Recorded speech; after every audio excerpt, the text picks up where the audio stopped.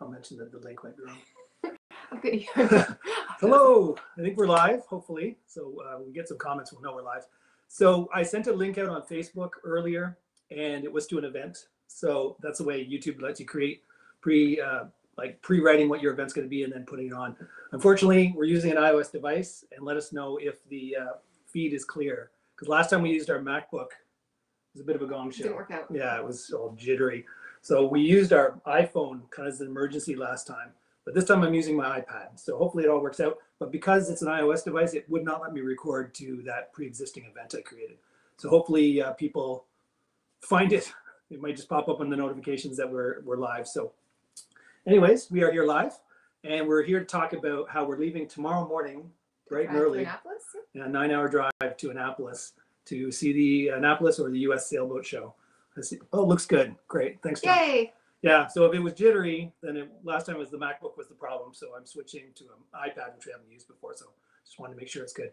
So we're going to the Annapolis Sailboat Show, or sometimes called the US Sailboat Show. It's pretty much the biggest sailboat show on the Northeast coast.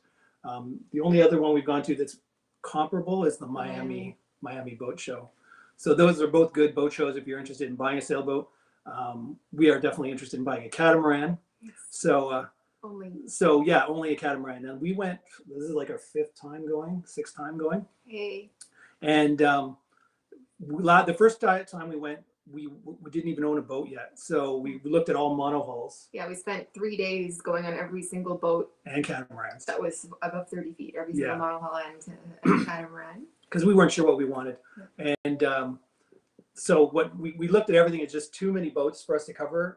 Last year we did episodes 17 through 20 was us talking about the Annapolis Boat Show and the catamarans in particular, because now that we already own a monohull, we're not going to buy another monohull. We're going to buy catamarans. So we are only interested in comparing the various catamarans that are there. And there are a lot of catamarans at the Annapolis Boat Show and Miami Boat Show. Because that was our first exposure. But the first time we went to that boat show was the first time we were even exposed to catamarans. Yeah. And I fell in love with the Prout that was there, but then now we don't see anything about that company anymore. Prout, I don't know if it's gone out of business. Yeah, it was very nice. Hey, Janice is looking good. There you go. Thanks. First compliment.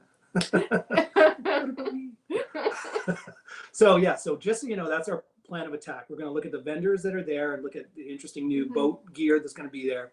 We're going to look at the catamarans.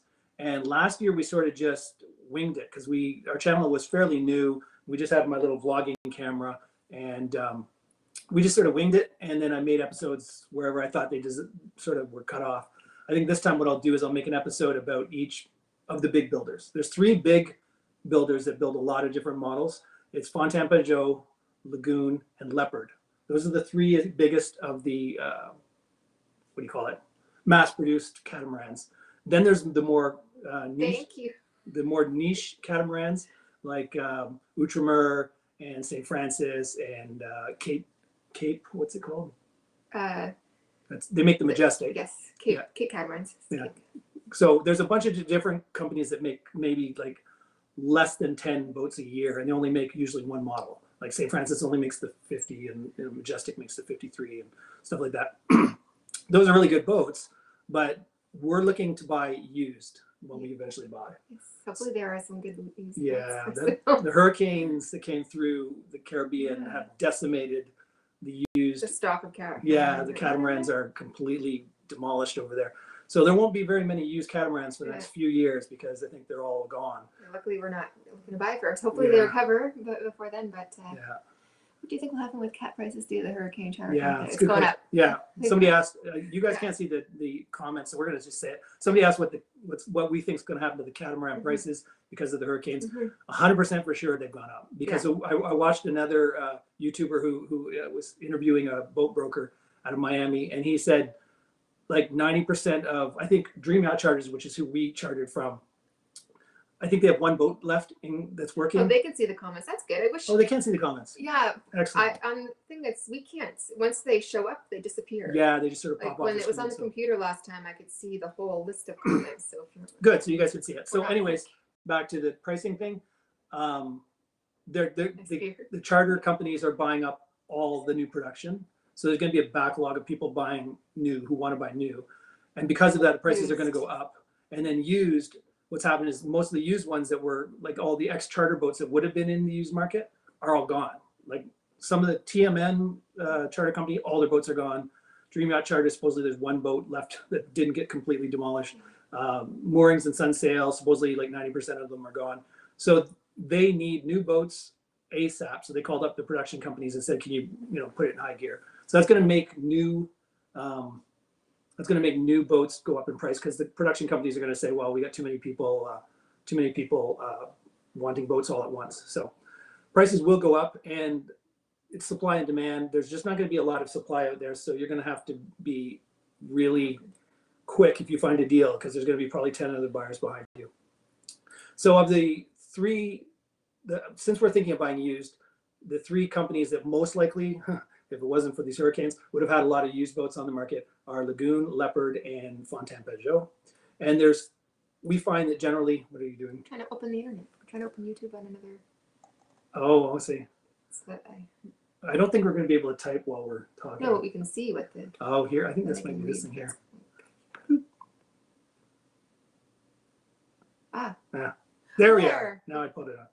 Okay. It's showing more stuff. There were one comment would come up and then it would disappear off the screen. So you can watch that while I finish this. She's trying to read them as they go by. So because we're looking used, we kind of have we're being realists here as much as we would like a St. Francis or some other boat. They don't make enough of them for there to be a lot of used ones on the market. So we're kind of saying realistically it's going to be a Lagoon, Leopard, or Fontaine-Pajot. Now they're comparable in price, but they are different because Lagoons are big and beamy. Yeah, I like Lagoon. And she likes Lagoons. And the reason we like it, I know last year we got a little bit of flack for people because they said you're only comparing the boats based on how comfortable they are on the inside. Right. And that's exactly what we're thinking is the most important thing for us. Yes. Because when we're going to be retired. So we're not going to be in a race to get to places and then get home for work. We're going to take our time. We're going to stop at places and probably stop at an island for a week or 2 weeks and 3 weeks until we feel that we've exhausted that location. Then we move on. So it's going to be 90% of the time we're going to be at anchor or on a mooring ball. And the other 10% of the time we'll be moving. So things like speed aren't as important. Like sailing speed aren't as important. All these boats are ocean worthy. Lagoon, Leopard, Fontaine-Pajot, they're all ocean worthy. A lot of them get sailed across from Europe where they're made to come over here. So they've already crossed the ocean by the time you get your brand new one delivered here. So the thing is that Lagoons are wider inside for the same length. They just seem bigger. We kind of like that, but let's be real here. They're probably slower. Fontaine-Pajot and Leopards are probably quicker for the same size of boat. Like a 45 Lagoon will probably sail slower than a 45 Fontaine-Pajot. So, but the longest crossing we'd end up doing would be from the Galapagos to the Marquesas. It's the longest one. I don't care if it takes 4 weeks. I'd rather spend it better not take 4 weeks. that long on the one trip than live on a boat that isn't as comfortable. Yeah, most of our trips, especially in the Caribbean, are going to be hours long, not days long. So if it takes us 5 hours instead of 4 hours, it's not going to be a huge deal to us. The longest, like she said, the longest one is from Galapagos to the Marquesas, which I see monohulls doing it in, less than 3 weeks. I'm sure our catamaran will be able to do it also in less than 3 weeks. Usually catamarans are a little faster than monohulls, especially with the wind behind them. So if it ends up taking us 20 days instead of 18 days or 19 days, it's not a huge deal. So anyways, that's just to cover that. A lot of people gave us flack last year because we were comparing all the catamarans based on build quality. Inside, yeah, build quality and prettiness. How big the bed was. So like the colors of the wood. Yeah, I want to be able to walk on either side of the bed. Yeah, we don't want to be claustrophobic in your boat, especially in bed. I want a big shower, a big bathroom. And most women do. Most women do. So this is it. So we really can't take these boats out sailing to say like this one's faster than this one. So we can really only compare the other two components. Not this year. No, 6 years. No. Luckily, thanks God, with the hurricanes, we're not buying this year. Hopefully there's more boats around. The plan is to retire in 6 years. So we might buy a boat a year before that. So this will be the boat we live on. So we're going to do some, if we find a deal, we're going to jump on it even if it's a year before we're retired, just to get it and maybe go down and spend our vacation time on it and get used to using it before we actually live full time, work out the kinks. So anyways, yeah. So that's the plan. Catamarans, and probably what I'll do is I'll do shorter episodes of an episode just on lagoons, an episode just on leopards, an episode just on Fontaine Pajots, and then an episode about all the other boats that are more custom built. Have you summarized the downside of owning a cat? No, we have not. Have we summarized on here? Well, we've talked about it before. Oh, yeah. Yeah, just not in this episode. The downside to owning a there cat. aren't enough cons to outweigh the pros. I mean, I think most people who are sailors know this. The cat can't point into the wind as much as a monohull. But we own a monohull, and we know how it feels to live on a monohull, and we don't want to live on a monohull. I'm not interested. No. So it's not, you're not going to be able to sell us on buying a monohull to live on. So I know there's some monohull people that just only think monohulls. So, and our boat's at Loyalist right now. Yeah, somebody said it's getting repaired. Winter. Yeah, it's going to get repaired in the off season. I didn't want to lose sailing time doing it. They originally said bring it in July, and I thought no, because it's going to be on the hard for like a month. We've already winterized our boat. Yes, it's already on the hard. It's already winterized. We knew we were going to the Annapolis Boat Show, and then I work next weekend after the boat show, and then so the next weekend I would have been off would have been the end of October, and we don't. And it's a 5-hour motor from where we keep our boat at Treasure Island to Loyalist Cove, where we're going to work on it.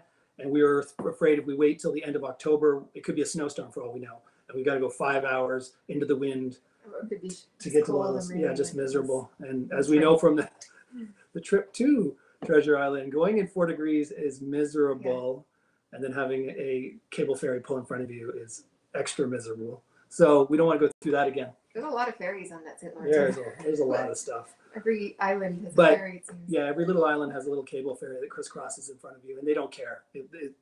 Their ferry's full, they go. Even though you're almost on top of them, they just pull in front of you.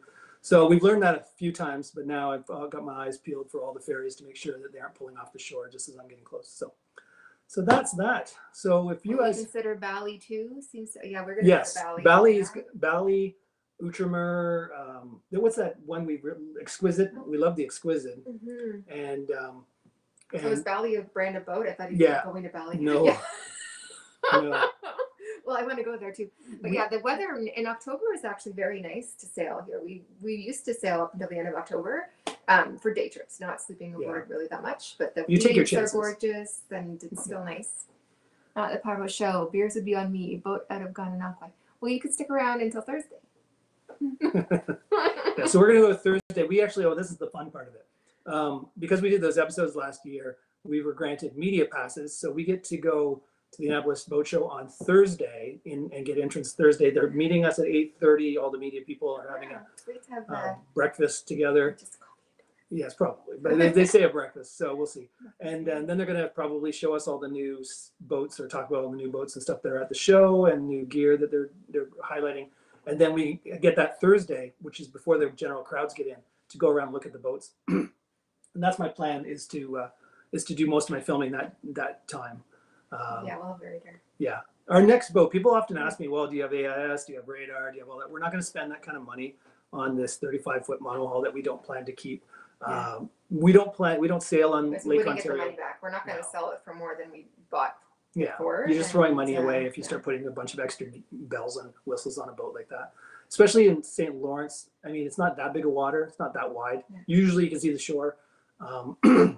Usually we're not planning to ever sail in the middle of the night across Lake Ontario. So other than crazy fog, which we had a couple of times, we don't really need radar because we don't sail at night. We can either see the shore or you can see boats coming from a gajillion miles away in Lake Ontario. So what? Except for that one very time. Yeah. Anyway. Kind of left the wheel for a second there. Yeah, but other than that, we've never had a problem. And radar deflector is something you can throw on, one of those things you hang from your shrouds that lets people with radar see you easier. But anyways, we don't need AIS and radar. Oh, weird having to see it on winterizing. Oh, winterizing. We didn't video. Yeah, wasn't that exciting, winterizing? Winterizing really entails just draining all your water tanks and then pouring a bunch of pink stuff into your tanks and then turning on your pumps until it comes out of your sinks and doing that to your shower and doing that to your toilet. And we still have to do the engine, but that doesn't take long. Yeah. And you should have changed the oil before, and we topped up the fuel and. Get your fuel tanks full so there's not condensation build up in your diesel fuel tank, and put some biocide or whatever anti fungus stuff in your diesel tank, and They're supposed to take out anything. But it's kind of boring, so making an episode They about took it. home cushions and all the clothes, and I tried to prop all the cupboard doors open. And then we got a Dollarama. They're these damp traps. They're effective. They work. So we put a bunch of those around the boat. But I'm already getting bored just talking about it. So nobody wants to see an episode about us winterizing our boat. We're so far behind in episodes. I've got stuff that's we still haven't finished our summer vacation in July. So many more things. We went to Bolt Castle, and that episode's going to blow your mind because you did drone footage of Bolt Castle and flew around Bolt Castle. And we had an individual tour by the manager of Bolt Castle. That episode's going to be great. But I had already so many other things that haven't even been produced yet that I'm still working on that. But the plan is to get these Annapolis Sailboat Show episodes out as we do them. Okay. So it's going to kind of like all the rest of the summer, which we haven't produced yet. We'll just have to wait. We'll do the Annapolis Boat Show stuff because that'll be, what people want to see right away. And then we'll go back to the summer sailing stuff, probably when it's cold and crappy here. So it will make the winter seem less. We should do the Bolt one. Do the sooner? Annapolis one, then the Bolt. And then the Bolt one is definitely pretty cool. And the manager and tourism board people, we just happened to meet them. They gave us so much special treatment. They treated us like kings and queens. They took us around and did a lot for us. They gave us free admission, free ferry ride, It was great. So we should do that because they're probably waiting for that episode. But it's so tough. I really need an editor. So if you're living in Ottawa, he doesn't do any editing. So I do everything. I know. I work too. Also. I have more vacation time than she did. But if somebody lives in Ottawa and knows how to use Final Cut Pro and wants to work together with me to edit videos, we could definitely work together and get things out quicker, and we can talk about compensation. But I definitely need somebody to help me because I work too. So when I come home, working back at work. When I'm working and then having to try and catch up on all this editing and blah, blah, life gets in the way. So anyways, so keep that in mind if you happen to live in the Ottawa area and know Final Cut Pro, which is what I use. And you can even work in my office here because I have all the setup here. So we'll just kind of go with questions, and then if that's it, we'll call it. Oh, and also anybody, let us know in the comments if you're going to be at the Annapolis Boat Show. Maybe we should do a meetup. Yeah, like with the Pusser's Bar there, that's right on the dock. We're going to probably keep things up to date. What do you guys think of Annapolis? I like Annapolis. It's cute. Yeah, Annapolis is a cute town. Cute. But you keep looking at the comments, and I'll just keep my mind flowing. Fast. Okay, I'll do. But long and short, if you're going to be there, let us know. We can meet at the Pusser's Bar there on the dock on the boat side and have a drink. And oh, by the way, you're going to get to know who we. In case you're not sure who we are when you get there, you just not them. We're going to wear these T-shirts. It's cruising out through T-shirts. I don't know if I'll wear mine. He got more than one, and I got two. And it's going to be hot, so I probably won't only wear it. I always wear T-shirts though. She doesn't always. Thursday's going to be 29 degrees. Yeah, it's gonna be really hot. So that's what I'm glad I have two T-shirts because I'll probably sweat through the first one. Yeah, so I don't know how well. She may not be wearing one the second day. No. But hers says first mate and mine says captain, and then she didn't realize there's such a thing as an admiral. So after she already got the shirt, I said, "I'm surprised you didn't ask me to put admiral on your shirt." She goes, "Admiral? Why is that higher than captain?" And I'm like, "Yes." And she's like, "Damn." On the boat. Yeah, the admiral's more administrative, but. It's just a lot of ladies. They got the boring desk job. A lot of ladies of sailing often call themselves the admiral, even though their husband's the captain. So they all know I'm. Yeah, she's the boss. I'm in charge of this operation. Yeah, last year I'm glad you liked it. It was really a run and gun thing. As you could see, we had a little vlog camera, and there's a million people constantly crisscrossing in front of you on the boats. And the one negative I got, and I'll work on being much better now that we have more space, is there was a little bit too much quick movement with the camera. I get into a room and we'd have like 30 seconds before somebody else walked into the room, and I quickly go, "Here's the bedroom," and I just spin around. Rushed, and there's so much you don't see it, but I'm trying to film before somebody steps into the room. And a few people commented, "I loved your episodes, but can you slow it down a bit? I felt a little motion sickness." So when you go back and look at 17 to 20, if you're interested, then be prepared that I was spinning a little fast when I was panning around rooms. Now I'm going to bring my big GH5 camera with the big wide angle lens, and I'll definitely pan slower. So it should be a more professional episode this time. Last year sucked too because it rained. Yeah, the weather was not good. It rained and rained and rained. So we would run to a boat, and then we'd all be hiding under in the cockpit, the covered cockpit, and we'd all be like 20 people all jammed in the back cockpit. And I'm trying to film what the cockpit looks like, and there's 17 people in my way. So it wasn't that easy to try and film it. But I'm glad you like the T-shirt, Mike. So was 30 here 2 weeks ago. Yeah, it's been really hot. I know. But I was sweaty. See, Yeah. that's the point. Yeah. We're going to be outside all day. 29 degrees. and 30 for you Americans is like, I don't know, 88, 90 degrees. So it's been really hot here. I don't know if you watch. Yeah, if you watch the episodes, we're always complaining about how cold, wet, and crappy this summer was. And then September, when we were already kind of planning on putting the boat away, it just became an absolute heat wave. So, you know, we got summer late, and we're still quite nice. So the Annapolis will be 29, which is what, 88 Fahrenheit. Yeah. And probably with humidity, it's probably going to feel like 90. So it's going to be really warm on Thursday, a little bit cooler on Saturday, and a little bit, you know, more normal on Saturday and Sunday. So, so that's that. So it should be good. We'll be able to walk around in t-shirts and shorts, which will be awesome.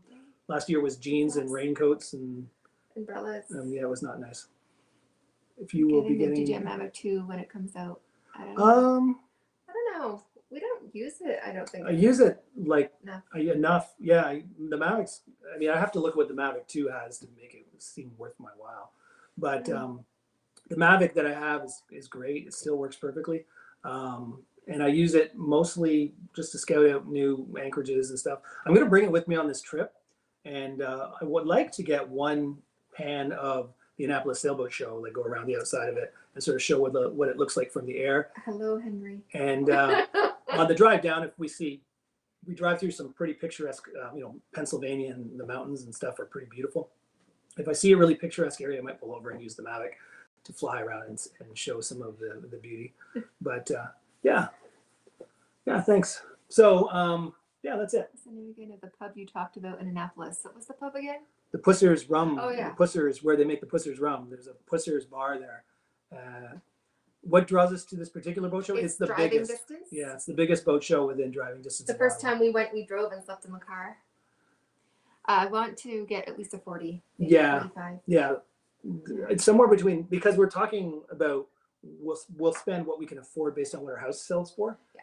So that's our boat budget. Our whatever boat we budget. can sell the house for, we have all our finances arranged so that the mortgage will be paid in 6 years. So we're trying to be realistic. My kids I've been an empty nester for 6 weeks. Jacob's been away at school, and hopefully he's okay with this on his own thing. Like he's never been comfortable with away camps and stuff. So I'm like, we're gone in 6 years, so you have to get used to it. So he's starting his life in Toronto.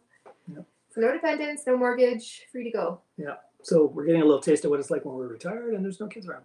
So we're going to buy a 40 to 45 because we're just trying to ballpark what our house will be worth when we sell it. And we're sort of spending we're selling our boat now. We're selling our current boat? Yes, in 6 years. Yeah, not now, but eventually. Who is that behind you? Me? I don't know. We have a roommate. Oh, did somebody walk by? Yeah, maybe somebody walked by. Maybe a shadow. There's somebody broke into our house. This is a part of Operation Pay Off Mortgage. We rent the basement and we rent the bedroom. Yeah. So long and short, whatever we sell the house for, my motorcycle for, and our existing boat now, and whatever other furniture we sell, will be the value we spend on our boat. We're dead set against having a boat loan. Yeah. So the amount of money we get from all that is how much money we can spend. So we figure ballparking, we might get $500,000 to $600,000, sell all that stuff, and that's how much money we can spend. So we can't buy a brand new catamaran for $600,000. Yeah, Lagoon 52 would be nice, but we can't afford that because it's too much money. Same with the Outremer. Yeah. The Outremer that Sailing the Vagabond got. That thing is like $1 million. Oh, the V-Rod. But it's for sale right now if you want it, man. Trying to get me out of the motorcycle. Well, if you never ride it. Yeah, I don't ride it nearly enough. But, well, let's not go into that. Anyways, I don't care. It's his money. It's his motorcycle. But I mean, we're definitely selling it. It neglected, and he costs it. He's spending a lot to keep it. Mm-hmm. Insurance isn't cheap. But yeah, somebody asked, is a 35 Gemini the biggest we'd sale that you see on the lakes? We've seen much bigger cats than that actually on the lakes. Yeah, so far we've seen a few. There's not as many catamarans on Lake. I hate winter. Snowmobiling. No, it's all part of winter. I don't skate, ski, snowmobile. So somebody said the Newport Boat Show. I don't think it's nearly as big as the Annapolis Boat Show. We don't have the time to be going to every second boat show that comes along. There's also a Toronto Boat Show that the Toronto Boat Show I've never gone to. No, but we heard everybody, a lot of people we know go. Yeah, it's because it's indoors in January. It's always the time right before we plan to go. The V-Rod will buy, and it will. Yeah. It's always within a couple of weeks of when we usually plan to go on a cruise or do something else. Yeah, we chartered a catamaran last winter, and it was right around the Toronto Boat Show time. And every other summer or winter, we've gone on a cruise. We love cruise ships. So we go on a cruise to get out of the winter blahs. And it's usually, I think the boat show's late January or early February. Somewhere around the time we usually go south. And then it's also an indoor boat show. So you're not going to have big catamarans and big boats there because they got to truck them there and then put them inside. So we wait for the Annapolis Boat Show to take a look at all the boats. So that's it. Paul C. He also works for Autopolice. Paul C. with Autopolice. Do you know him? Paul C. Don't sell your Mavic. Well, you won't sell the Mavic. I won't sell the Mavic. Well, eventually I'll get a new Mavic, and then I might, sell the old Mavic. But yeah. Anyways, so I don't think I've seen anybody say they're going to be there. Is anybody going to be? Yeah, some people. Did they? Somebody said about what bar you're going to, so maybe that's somebody thinking about going. But if you're going to be going to the show, Pusser's Bar, we'll be updating on Facebook. Where we are. Yeah, from the hotel where we're heading, and if we hear people on our Cruising Off Duty Facebook page saying that they're going to be there the next day and we're going to be there, we'll set up a time on Facebook to say, okay, let's meet at the Pusser's Bar at noon or 1 or whatever, and then that way we can meet some of you in person. And of course, if you see us in the shirts, don't be shy, walk over, say hi.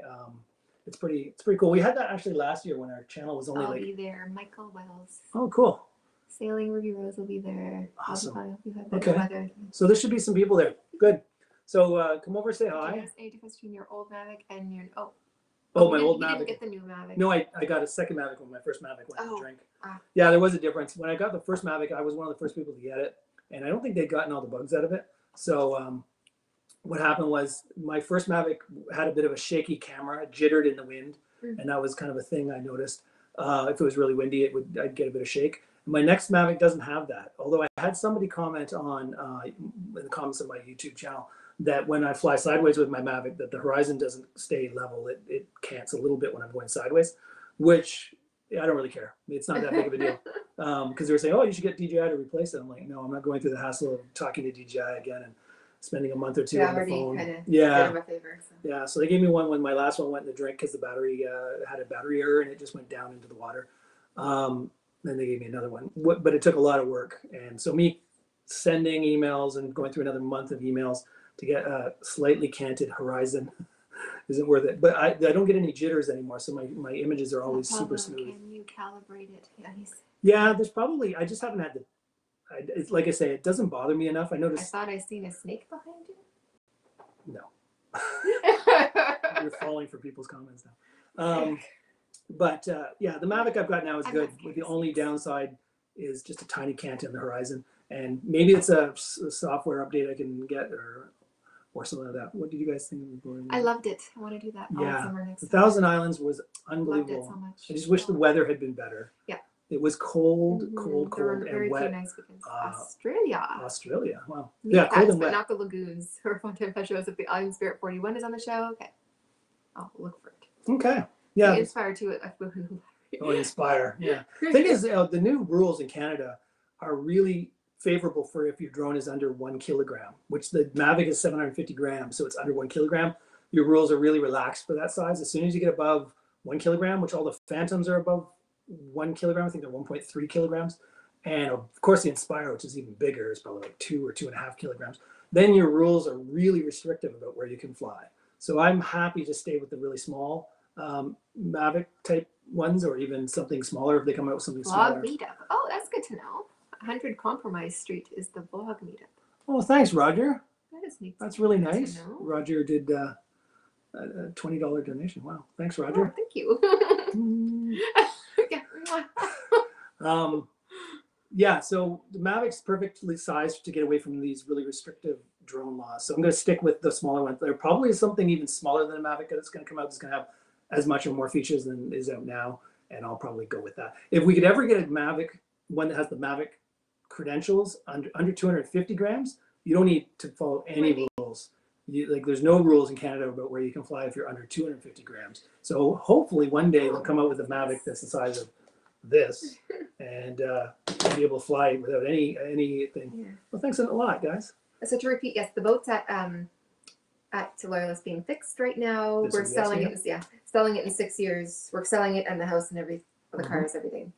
When it's time to buy our other boat. It's going to take us like a year to sell everything. If you think about your house, like crazy, and all the furniture you have in your house, and your motorcycles and your cars and your oh my God, it's going to take us a whole year just to get rid of everything. The kids will get a lot of it. But we're hoping all the good furniture that we might want to come back for someday, we'll put in storage in one of her kids' houses. Hopefully they have a house by then. So. Hi from Canada. So, I'll put that back on again. And then show up. Oh. I don't know why it doesn't just stay up there. Thanks, Corey.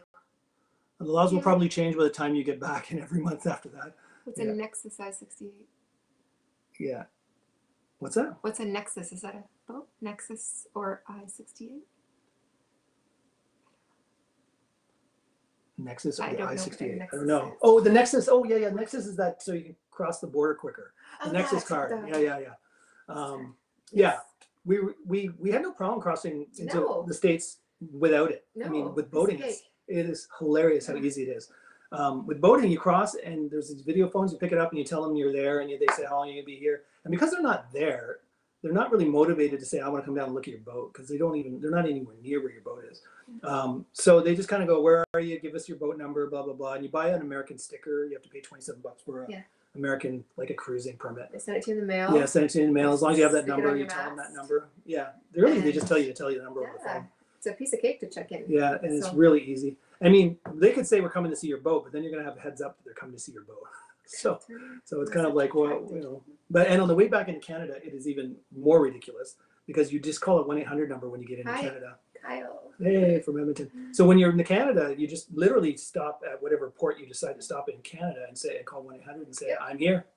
And they just say the same thing. What's your boat number? What's your boat name? How long were you gone? And then have a nice night. So it's so simple. Nexus really isn't needed for boating. Now, if you're crossing the border on your car all the time, you can definitely skip through some lines if you have the Nexus card. All the time. Easiest way to go over. Clayton all the time. Oh, yeah. Clayton is a very nice city. Very cute. I like it. It's so cute. It's one of the cuter cities. Oswego had the most going on, like most shops and restaurants, but it's not the prettiest. But none of them have a Walgreens. She loves her Walgreens. She wants her face cream. Nobody. So, Clayton was one of our favorite places. And Oswego was decent. We want to go to Rochester next year, so that's even further. We didn't quite get there because we got bad weather, kind of slowed us down. Rochester next year. So I know there's a few viewers who are either in or near Rochester. So you'll know on Facebook, we always say where we're heading before we get there, because I know on YouTube, we're always way behind. So a lot of times people on YouTube are finding out we were somewhere, like we were there 2 months earlier by the time the episode's out. So if you want to know where we're going to go, then follow us on Facebook. And if you end up being in one of the cities we're heading to, we love meeting people. We've met a bunch of people, viewers already. So if people have contacted us and said, I'm going to be here, and we've met them, and it's been fun. It's really fun to meet viewers. So, so that's it. Yes. So I guess that's it. It's been like 30 minutes. Yes, I think we're done. We don't want to take too long of your time. So anyways, now that you know what we're going to be dressed like, you should be easy to spot. And it'll be warm enough we won't be wearing a coat over it. So I dyed my hair dark. Yeah. She's ready. She's ready to be seen. Okay. I match my shirt. All right. That's it for us for tonight. Thanks, guys. Don't miss the meetup at 5 on Saturday. Okie dokie. Okay. We'll check all the comments to make sure we didn't miss anything. Send us messages either on our Facebook account or on YouTube to this. This will end up being a regular episode when it's uploaded. And you can comment down there in case we missed any of your comments and you want a question answered. Because I mean, there's a bunch of questions fly by and we don't get to read them all. And some of them might have been really good and we missed them. At the beginning, they were kind of clean. They're going by too quick. Comment on the video or send us a comment on Facebook and we will answer any of your questions. All right. Oh, new boat. We're getting a catamaran. It's going to be it's going to be a catamaran. 45-ish. 40 to 45. Probably. And it's not going to be new. It's going to be used. Probably, used. Unless some nice boat manufacturer wants to sponsor us, like Sailor Vagabond. Yes. All right, guys. Have a good night. She's a rum sponsor and a boat sponsor. Yeah, she needs a rum sponsor. Talk to you later. Bye.